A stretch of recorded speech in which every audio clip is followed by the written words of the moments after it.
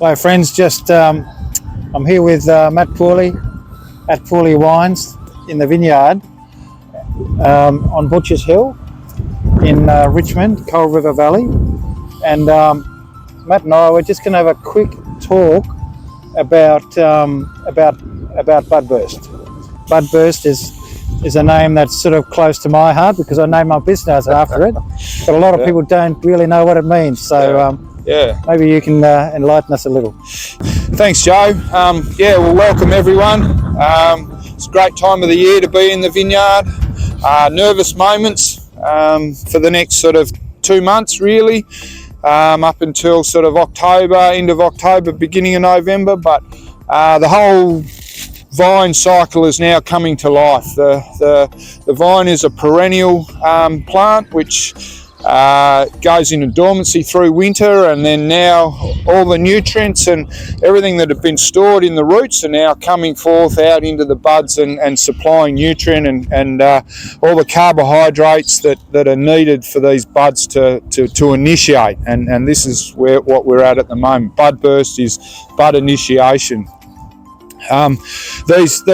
These buds here are now bursting, and they were laid down last season, and in each of these shoots it's been pre-programmed that there's 2 to 3 bunches, and if we go into the season and we suffer from a frost event, we're not necessarily susceptible here at Richmond, but certainly at our Coinda Vale vineyard we've got pockets up there that are susceptible.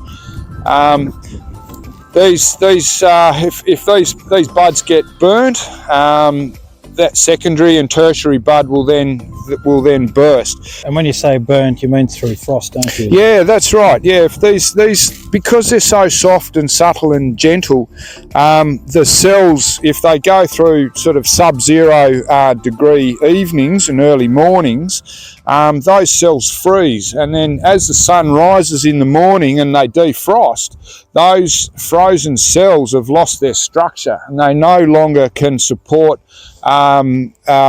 nutrient and moisture movement through their structures. So they then burn off, die out.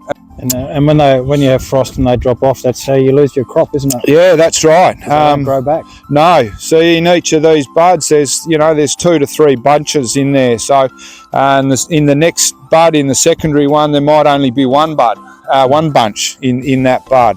So each time, but it's not just that period, this growing season that we lose. It's also the following season, because this growing shoot, if it gets burnt back, is not as fruitful as what this one would normally have been if it had not have been burnt. Yeah, right. So it has a knock-on effect over a 2-year period that the frost can reduce the yields and reduce the crop load. So that's been sort of quite topical in the Barossa Valley of late as well, hasn't it? Yeah, it's been devastating over there through the Riverland.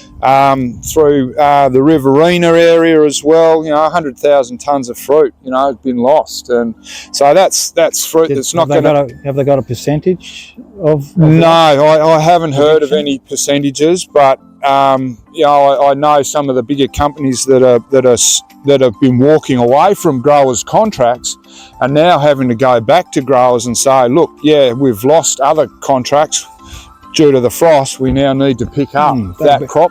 That'd be an interesting conversation. It would be. You'd be eating a lot of humble pie, and to get back into that again. Yeah. But no, look, it's great. We're lucky here. We're experiencing a 17-degree day today. Admittedly, it's a bit windy, but that helps monitor regulate the vine growth. That's great. Thanks, thanks, Matt. That's all right. For telling us about Budburst.